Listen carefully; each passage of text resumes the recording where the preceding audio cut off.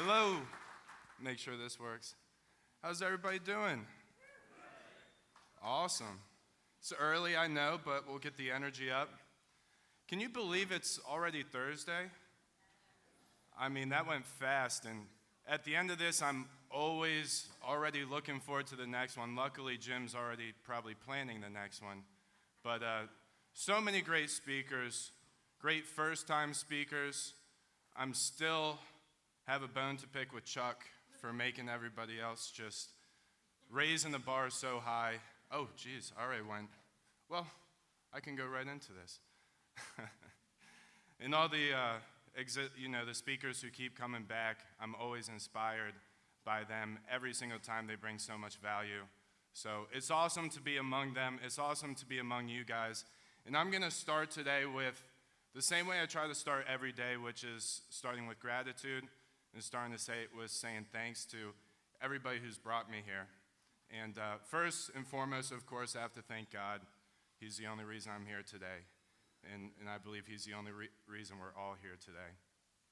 I want to say thanks to Jim, somebody who is a mentor to me, who has turned to be somebody I consider a friend, somebody who has supported me so much. And he was talking in the beginning about how he tells everybody he believes in them.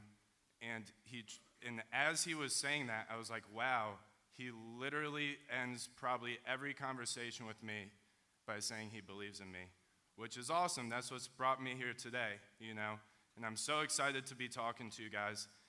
And I want to say thanks to you guys. I think you guys have played a more important role in bringing me here today than you think. If I can start with a quick story, 2020 was my first deal maker. It was the first time I really got out of my shell and started networking. It was the first time I truly understood the power of networking. It was the first time I understood that there were people out there that were equally part successful as they were willing to help and giving. And that was mind-blowing to me. I remember this one moment vividly, sitting in the back of the room. And if you notice, I still sit in the back of the room. I'm a recovering introvert.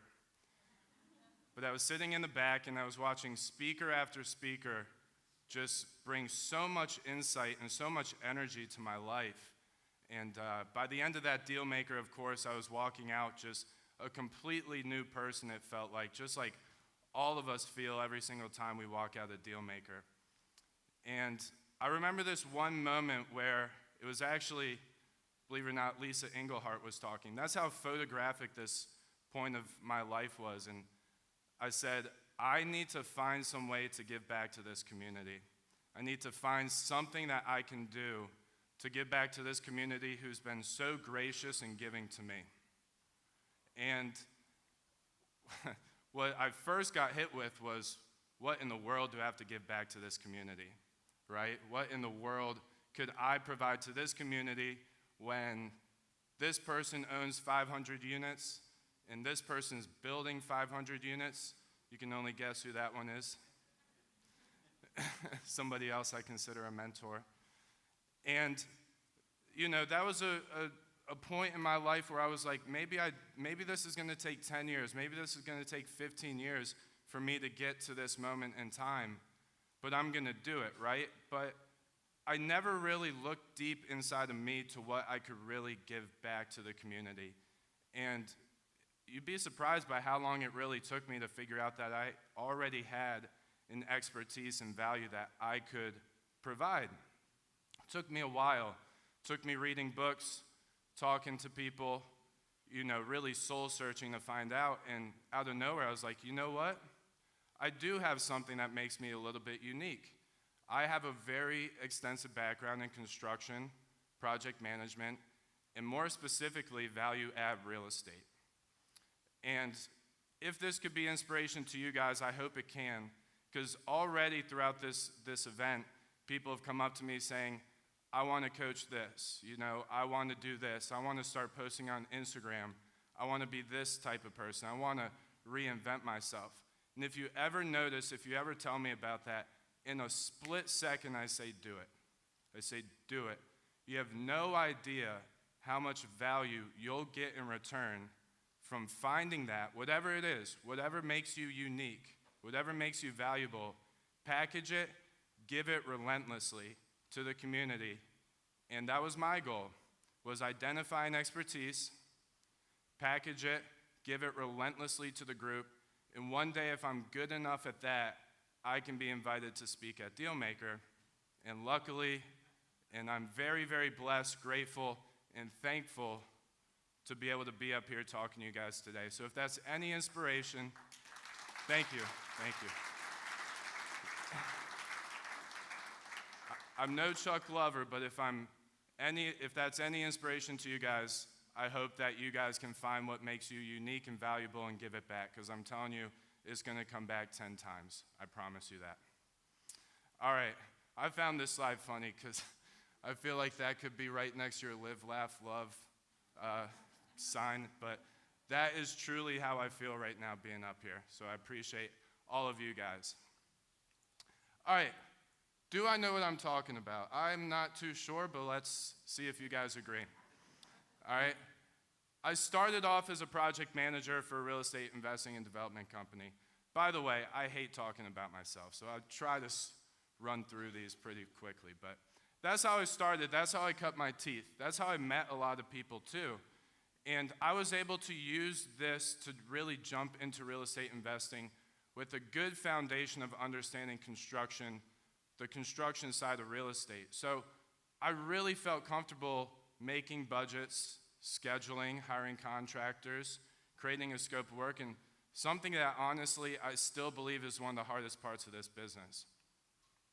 Eventually I jumped out on my own and I kind of became a Class A contractor, consultant, flipper, and developer almost all simultaneously. I don't advise anybody do all that at the same time, but I started really getting into the construction real estate, blend, value add real estate. I started flipping and developing way too much. Just like all the wholesalers will say they sold way too much, I definitely sold way too much, but that's how I built my career. Now I do education and coaching with the Rehabbers Playbook. I'll talk to you guys a little bit about that later. And I don't like talking numbers. I find it a little tacky, and I find it hard to pinpoint, right? And everybody just throws out numbers, and it's really hard to grasp what that means. So I can just guarantee you I've done my 10,000 hours. I've been doing this for about 8 years, and I basically wake up every day and manage somewhere between half a dozen to a dozen at a time. I try not to go over that. Trust me, that's difficult as well. You can scale construction, but it's difficult. You have to travel pretty heavy. I don't like traveling heavy, I like traveling light. So I can guarantee you I've done my 10,000 hours. I decided to pull up the map of what I've done in Richmond.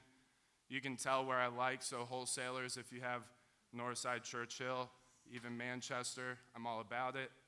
These are just the ones I've done as a flipper, as a builder, not as a contractor or as a consultant, and this is only Richmond too. So I've been around the block a little bit. Again, I wake up, I manage construction, and I love it. This is a passion of mine, and I look up to people like Daniel because we share that passion, and I do think a lot of people share the passion of building and redeveloping real estate. There is something really cool about taking either land or a neglected property, bringing it to life and repurposing it for a family, whether that's for sale or for rent. A few projects of mine, just so you can see. Again, we started with flipping. Well, those two top ones are flips. Those are new construction. More flips, duplex flips. You guys get the idea, right? Like, I don't like talking about myself. Nowadays, I do a lot more new construction. So this is really what I'm up to these days. And we do subdivisions, townhomes, all here in the city of Richmond. I love working in the city. It's just the place that I grew up in real estate, so that's where I like to do it. All right, let's talk about the real stuff, okay? Let's get into the nuts and bolts, no pun intended. I really like teaching. Hopefully I can provide value. And I think a lot of stuff that we're going to talk about today is a little different than what you're used to when it comes to learning about rehabbing building. And if you notice in the beginning, I know it's titled Stress-Free Rehabbing, but I also added building in there too because this transcends the two, right? This goes with both. I'm talking about project management, the construction side of the business. And when I think of this part of the business, this is a quote I really think of. This is from the book, The Obstacle is Away. The quote goes like this: "The obstacle in the path becomes the path. Never forget, within every obstacle is an opportunity to improve our condition." All right, that's how I think about rehabbing. And a lot of people like to really shy away from this side of the business, right? And I think a lot of people can relate to that. Sometimes I can relate to that. Sometimes I'm like, I want to get out of this for a little bit. But, back? Oh. I also put down there, blessings and burdens are not mutually exclusive. The reason this really hits me is because when I came out of working as a project manager and I got into actually flipping and building myself, a lot of people struggle with this side of the business. And because they struggle with this side of the business, they try to shy away from it, right? They go right into lending if they can. They try to stick with wholesaling. And trust me, I want to be a lender too, so I understand that transition. But a lot of people really try to do everything they can to stay away from this side of the business. And in my opinion, it's very inescapable. Whether you're rehabbing to rent, rehabbing to sell, even if you're a lender, your borrowers have to learn how, and you have to make sure that your borrowers understand this too.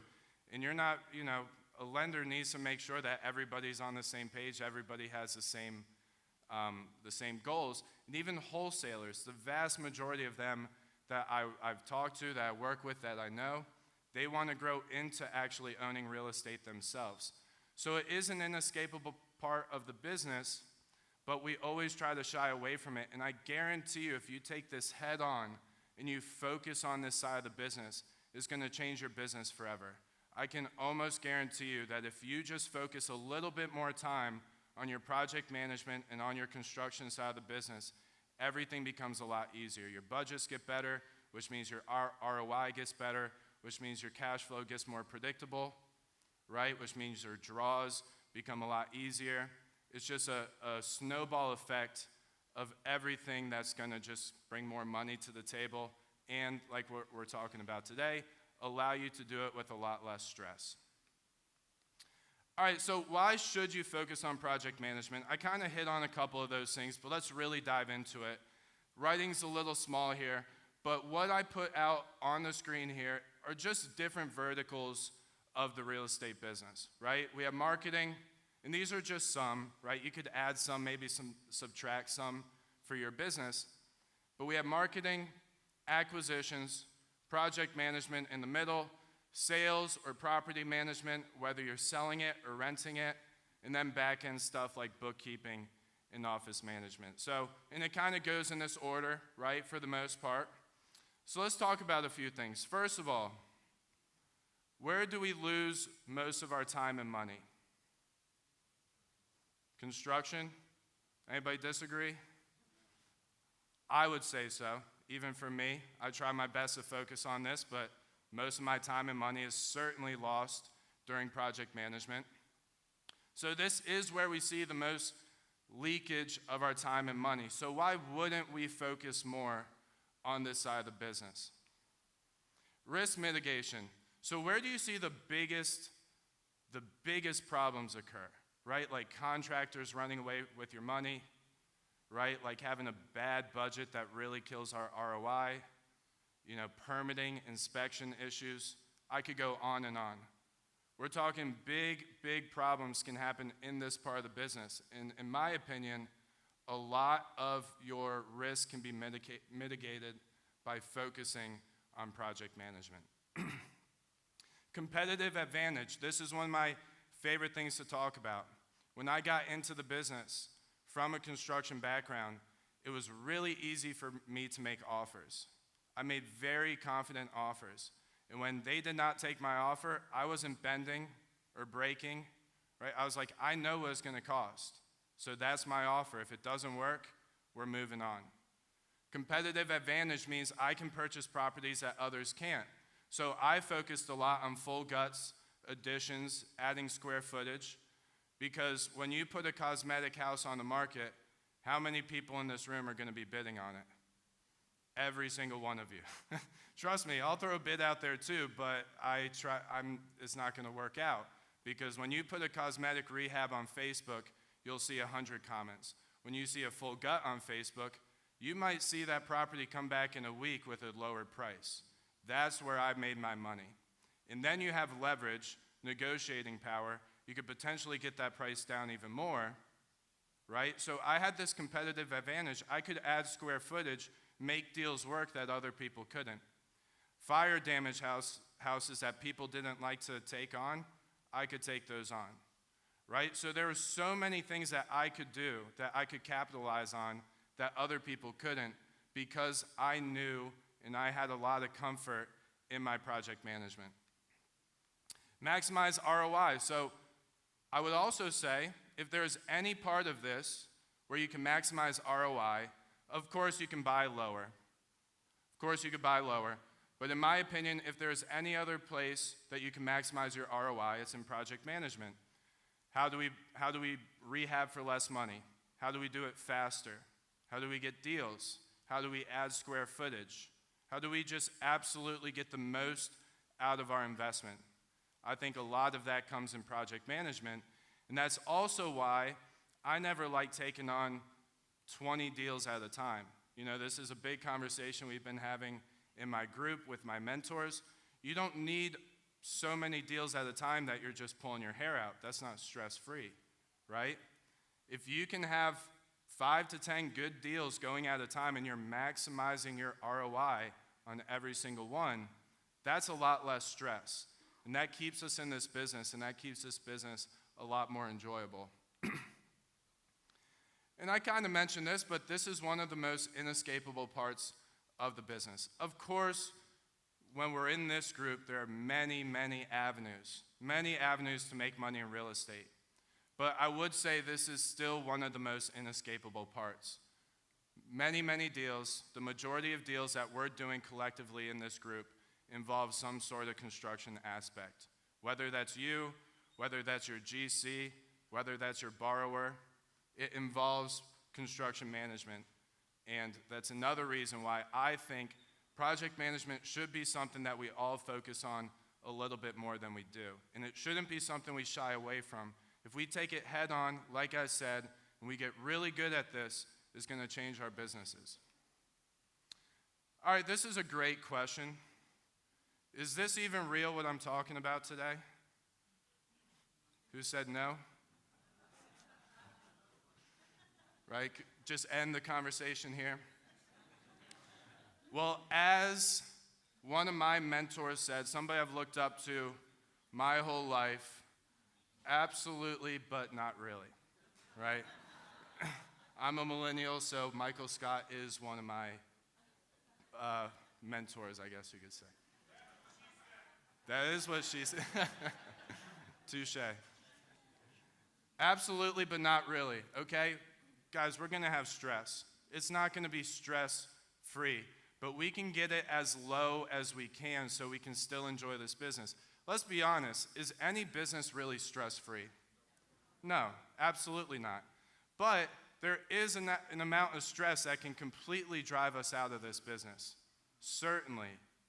Trust me, I've been driven out of other businesses from stress, and maybe I should have focused more on certain things there.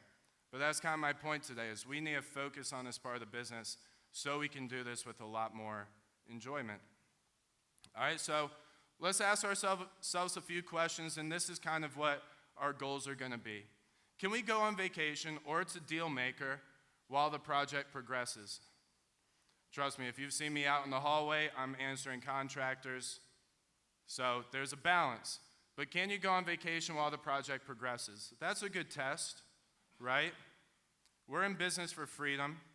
So why would we take on a business where we have to be on the job the whole time, right? Do you have to be on site to solve problems? Or can you solve problems, like I said, in the hallway at Dealmaker? Can your team solve issues without you? Okay, so before the call even gets to me, is it possible for them to actually solve the issue without even talking to me? That means, am I communicating well enough so they know what I want and they can solve these issues without me? Is my team working together well enough so that they can talk to each other and solve issues without me? Are you working on the business or in it? Okay, we all know this as entrepreneurs. We want to be working on the business, not in it.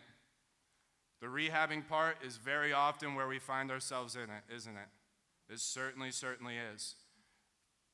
Take that mentality into project management too. Find every way that you can make sure you're working on it, on your systems, processes, your SOPs, instead of actually being involved in the day-to-day. Do you have big problems or small ones? This is a big deal. It's something that's overlooked, okay? Problems happen. It's construction. They're going to happen on every single job. But we need to avoid the big ones so that we can only have the small ones that deal, when we have small problems, no stress, right? Yeah, that's part of the business. When we have big problems, those keep you up at night. And again, that's going to drive us out of this business. So remember, we are in business for freedom, okay? Just as much as every other part of this business, we're in business for freedom, okay? And project management is very often the hardest to free ourselves from. So let's talk about that today. Let me see if I can give you a few key tips on how you can rehab or build with less stress. All right, so I got 5 keys for you guys. Goes a little something like this. High quality team, number 1, the very first and most important thing that we need to focus on is building a high quality, a high performance team, okay? And if you notice, by the way, I use Google Slides. They have like 3 different graphics I can use. 2 nights ago, after Chuck just freaked everybody out. By the way, Chuck, you don't even realize what you did. Every speaker after you talked went out back and said, we got to redo our presentations. That is a real thing. So I decided to try Canva for 2 hours on Tuesday night, and I wasted 2 hours of my life. That's why I got Allie for. She's going to talk about that. All right, high quality team, that's my most important thing. At least this graphic kind of shows that this is a foundation, right? 2, focus on project management.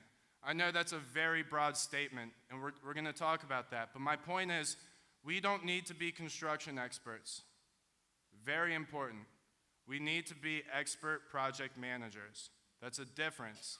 And that's where I see a lot of people conflating the two. Documentation and software. We're going to talk about some things that you need to do to make sure that you make this a lot more seamless. Keep it simple. Completely overrated. One of the biggest mistakes we make is overcomplicating this process. It's complicated, of course. We don't need to make it more complicated. And then a strong mindset, the cherry on top, very important. Okay, this is not for the weak. This is certainly for people who can handle at least a little bit of stress and can go through the hard times, because at the end of the day, it takes failure to get to the success, of course. So we have to go through those hard times. Like I said, we have to face the obstacles head on. All right, so let's talk about building a high-performance team, okay? And you'll notice I have a picture of a foundation there. It works, I guess. Many problems look at that, huh? Many problems can be solved with the right contractor, while many problems are caused by the wrong contractor. Who agrees? Both hands, that's right. I expect both hands for everybody. This is one of the most important things you can realize. Many problems are caused by the wrong contractor, right? And then when we bring a good contractor in, problems go away, all right? Know where to find them and how to vet and onboard. We can talk about all the different places to find them, but I recommend starting in this room, okay? I recommend starting with pieces of your team you already have. Ask them for other contractors. I don't love the idea of going on Facebook and trying to find somebody. I don't love the idea of going on Craigslist and trying to find somebody. You need to be finding high quality teammates. And let me tell you something, not a single person on my team advertises on Facebook. And when I was a contractor, I never advertised on Facebook. I relied on connections in my network to either bring me towards jobs as a contractor or bring contractors towards me as a flipper, builder, real estate investor, okay? And you have to vet them properly. You know my biggest piece of advice that you're not gonna love? Trust your gut, right? And I remember one time speaking at an event and somebody was like, but you're a contractor. You know what your gut's telling you about other contractors, or you're a construction professional, right? I'm telling you right now, your gut feeling is accurate. Whether you're hiring for admin, whether you're hiring for project managers or contractors, whatever it is, you have to trust your gut. Very important, okay? Honestly, that leads me a lot in business, is my gut. And who else can say that? Who else agrees that your gut is a good indicator, right? There's a lot of books out there that show the science and the importance of trusting your gut. There's a lot to it. So trust your gut. Focus on talent. You're also not going to like me telling you this. It's going to cost money.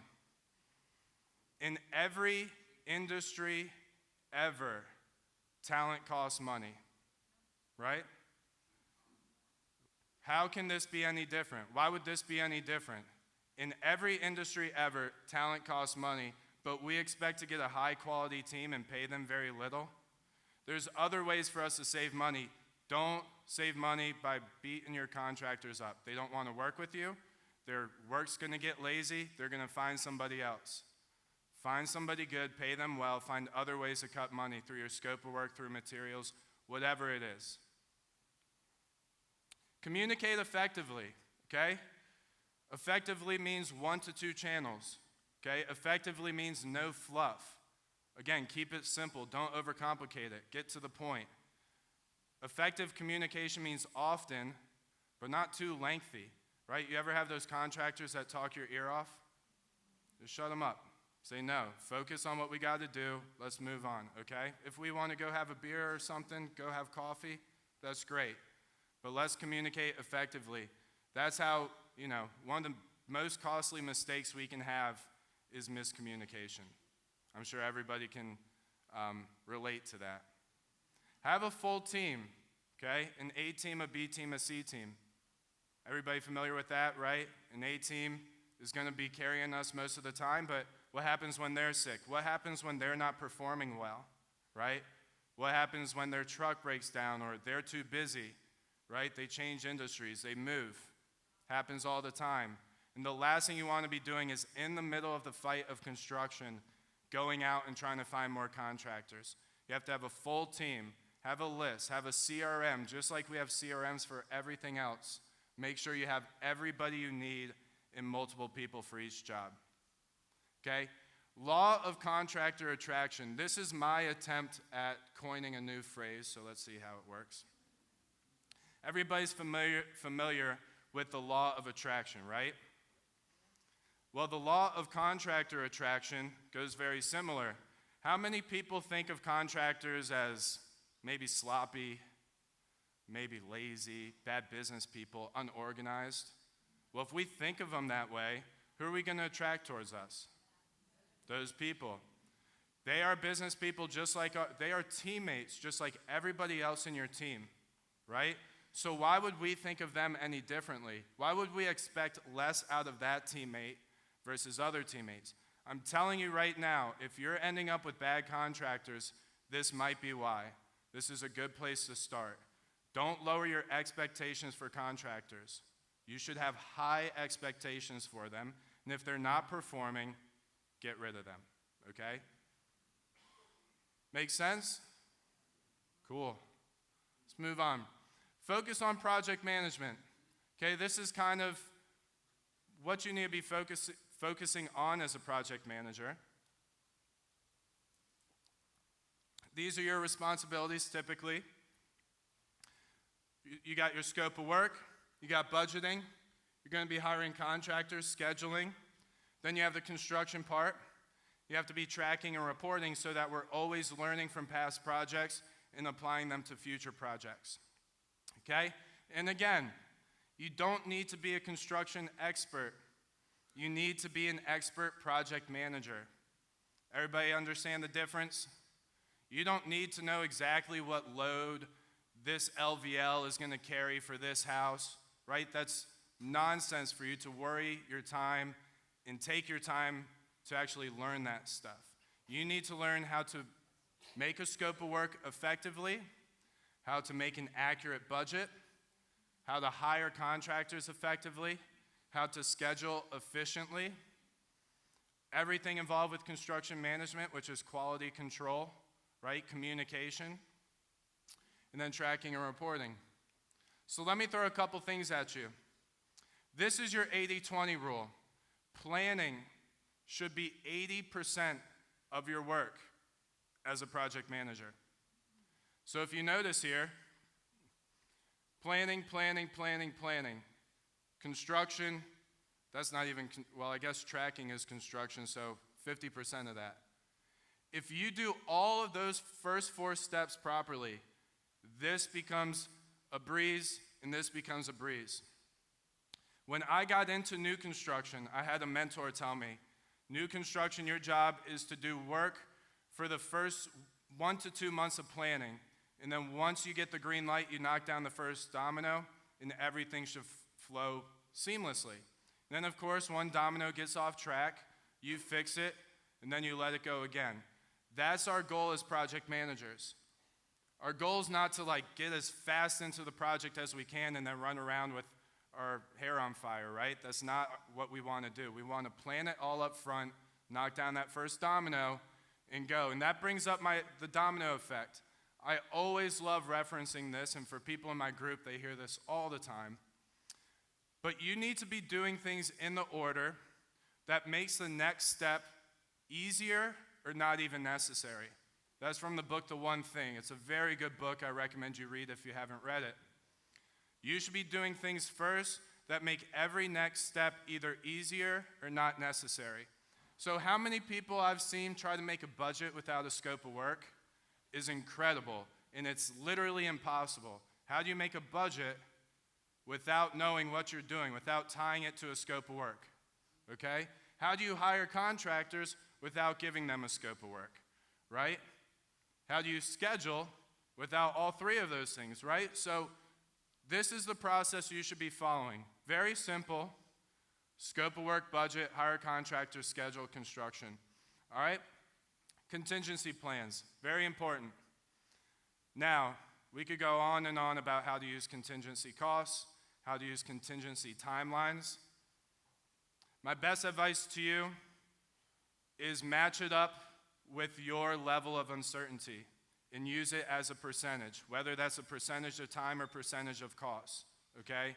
Just a quick tip for you. Again, we could go on forever about that, but if you don't have contingency plans, you can easily end up in trouble. You have to have them, and they have to be related to the amount of uncertainty you have on a project. So a cosmetic rehab has a lot less uncertainty than a full gut renovation, right? So my full gut renovation might have a 15% contingency, maybe 20, right? I don't recommend going above 20, or else we have to revisit some things. And my cosmetic rehabs might have a 10% or a 5% contingency. But you have to have something, because even if you didn't miss something, and even if you don't, that analogy, that you open up a wall and, everything changes. We change our scope of work all the time. We change what we want to do all the time, right? So we have to have a plan for that, okay? So a few tips there, but make sure that we are planning and we are creating a domino effect in our process. All right, documentation and software. I'm going to try to pick up the pace a little bit. Document everything, costs, schedules, scopes of work, etc. If you're not documenting any of these things, including etc., that's not, Basically, what you're going to be doing is repeating a learning lesson every single project, right? If you learn something on a past project, why wouldn't you document that and use it for future projects? We can't scale without documenting everything. I'll show you an example in a second, okay? Leverage the true power of templates, okay? Who here is aware of Rehab Valuator? Okay, awesome. Who here has not, well, are you also aware of how the power of the templates that Daniel has put together in Rehab Valuator? It's amazing, and I might have time to get to it. We'll see, so let me get to it. But when people think of templates, people think of a blank document, right, without line items. When we make templates, it's a full template for a full gut renovation. That includes our line items, our scope of work detail, and our costs, okay? We have a template for a cosmetic renovation, line items, scope of work detail, costs. Now when I make a budget, I start with 70% of that complete, and all I have to do is focus on that last 30% that's different on this cosmetic renovation in comparison to my last cosmetic renovation. Does that make sense? So huge head start. You make a budget from scratch, I make a budget with a template. I guarantee I'm finishing in a quarter of the time of you, if not 15% of the time of you. I'll be done in 15 to 30 minutes with the power of templates. Hopefully I can show you in a second. Okay, examples of documentation and software in our business. So let me show you some of these. We have a construction call sheet, scope of work sheet, subcontractors and the vendors list, and we have templates, okay? So let's kind of look at some of these. We have a construction call sheet. I gave you some prices. I don't know if you can even see the prices here or if pictures are gonna do it justice, but you have some prices if you want these from me. But these are documentation of all the costs that we've paid on projects in the past, whether that's labor, material. On this sheet specifically is hardwood, tile, shower doors. And now when I'm making a budget, I don't have to do that Google search while I'm budgeting to find out what things cost or call a friend. I can actually just pull up this sheet, see what I paid in the past, and go from there. Okay, this is something that everybody in our group gets as well. All right, a scope of work sheet. Same thing. How many times are we building a house and we're creating a scope of work and it's taking hours, right? I was just talking to a gentleman earlier that was saying that they were just getting their scope of work down to, their scope of work process down to about an hour. Well, when you have a scope of work sheet, it's going to be a lot easier for us to remember everything, because let me tell you, the fastest way to blow a budget is by not including something in our scope of work. All right, templates and software. I don't know if I have time for this, so maybe I can get back to it. Let's see how fast I get through the rest. All right, keep things simple. Again, we overcomplicate this process way too much. When I was a contractor, people used to give me 15-page scopes of work. That's a nightmare for a contractor, and it should be a nightmare for you too. We condense our scope of work, we keep the fluff out of it, and we keep the important detail in it, okay? So, reduce fluff. Fluff is anything that doesn't pertain to your scope of work, to your schedule, to your budget, to hiring contractors. Everything we talked in the beginning about, anything that is fluff does not relate to those items, our responsibilities as project managers. Okay, less documents, okay? So how many times, like I said, scope of work with 15 pages, then I'll see a budget with 15 pages, then I'll see a selection sheet, and then I'll see like a separate selection sheet. Don't overcomplicate this process, okay? Keep it simple, keep your documents to a minimum, and keep the information in your documents to a minimum as well. This has actually been my biggest goal throughout my career, is simplifying the process more and more and more, okay? It's so complicated. Why would I make this harder than it has to be? More centralized and consolidated. So that's how software is going to help you out as well. Okay, so overall, the point here, you have to keep things simple. Don't overcomplicate it. Keep everything to a minimum. And remember this, if you focus on the small things too much, it opens up the door for big problems. I could not stress this enough. All right, I'll say it again. If we focus on the small things too much, it makes it easier to make big mistakes. And I see this all the time. We're so worried about that tiny little thing in the kitchen while there's a flood in the basement or something, right? Sorry, Lori, I know you're dealing with that right now. All right.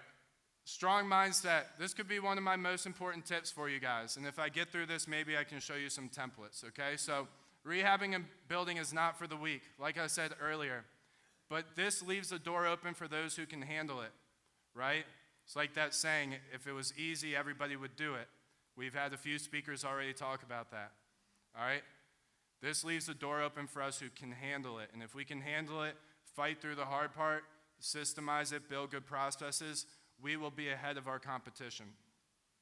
This will only be as stressful as you let it be, because at the end of the day, we have to understand that mistakes happen and construction is imperfect. If you're expecting a perfect world here, you're not in the right world, right? Construction is absolutely imperfect, and we have to embrace that. We have to understand that. The sooner we understand that, the less stressful this business becomes. We make bad decisions when we lose our composure, okay? So how many times have you seen somebody freak out and then start making decisions immediately, and all those decisions just make the problem way worse, right? It's a huge tip for everybody, okay? When we make bad decisions when we lose our composure. Take a deep breath. If you need a day, take a day, okay? Don't get stuck in concrete. But take a day, take a deep breath, make good decisions. Consult this group, consult your network, make good decisions. No finger pointing. This is my biggest pet peeve.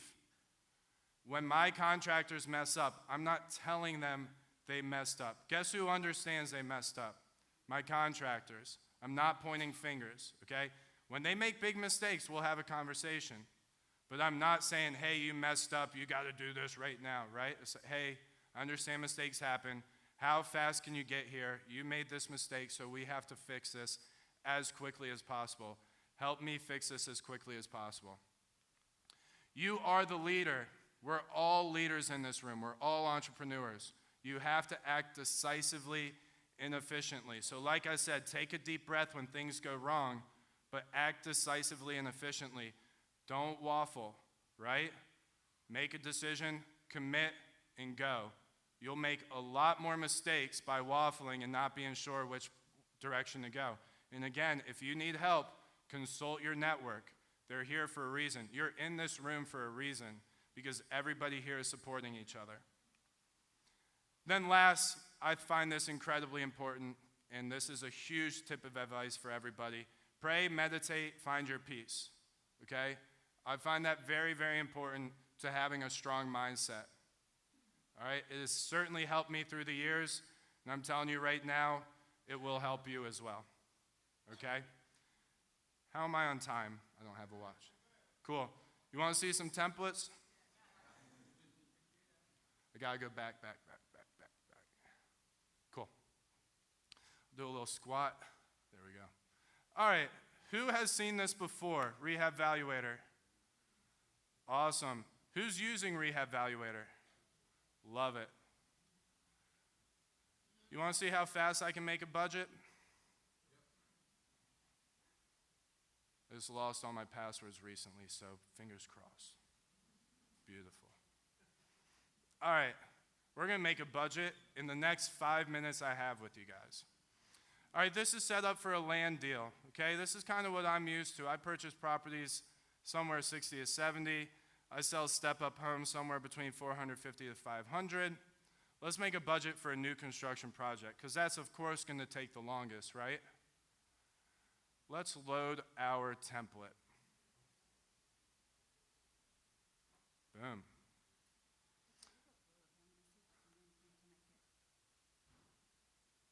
Maybe I'll also do this. Is that blurry to anyone else?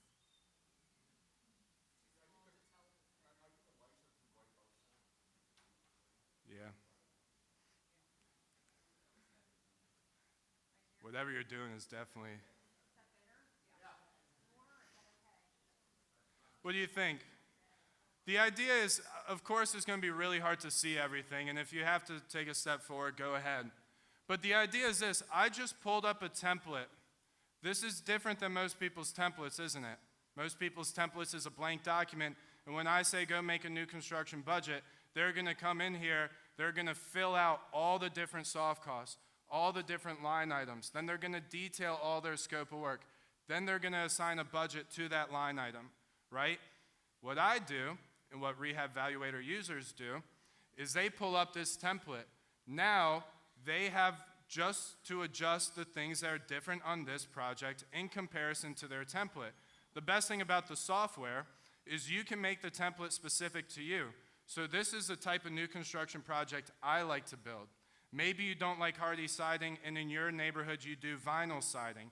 You can make that change, save that template for yourself. Now, every time you do a new construction project, you pull up that template, you already have vinyl siding in there. Okay, so obviously, we're not doing a new construction project for 154, maybe, but for 2,000 square feet, probably not. So all I have to do is one more step, and I bet you we'll have a really good budget here. Square feet of foundation. All I'm doing, everybody, is typing in some numbers presets. So this is maybe going to take you the most amount of time is getting these numbers. But if you have your building plans, sorry, that's not right. If you have your building plans, this should not take you long at all, okay? Give me one more minute. 5, 4, 3. Yeah, so these presets are square feet of the foundation. That's going to help me with my foundation costs. Windows, the number of windows. The squares of roofing, that's how I'm going to calculate my roofing. The number of fixtures, the squares of siding, square feet of tile, square feet of hardwood. Number of doors, number of electrical fixtures. We're going to act like there's no poured concrete here, and we're going to do 50 feet of linear fencing, all things I'm very used to. And now you have a budget of $250,000 for a 2,000 square foot house. What is that per square feet? 125. That's about what I build, okay? How fast was that, right? 5 minutes? Perfect. I did that in 5 minutes. Does that make sense for everybody? Of course, this is not my final budget that I'm taking into the job. Of course it's not. But making those final adjustments aren't going to take me that long, are they? I'm just going to have to go through here and say, like I said, what if you're not doing hardy siding? Because hardy siding is expensive as crap right now. So let's go vinyl siding. Vinyl siding, I'm going to make, actually, I even have a number down here for it. So watch this. It's going to make it even easier. I'm going to delete hardy siding. This is a labor and material line item for vinyl siding. I'm going to include my preset for squares of siding. $7,500 for siding, so that brought my whole price down.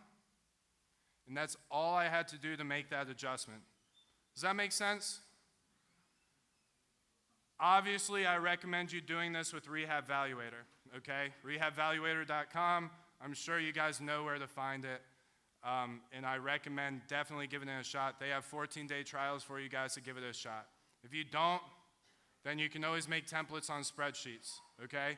It just doesn't make it as efficient. It's not as easy, okay? Cool? Does that make sense? I'll wrap it up on that. Thank you guys, everybody. I'm very, very grateful for everybody here.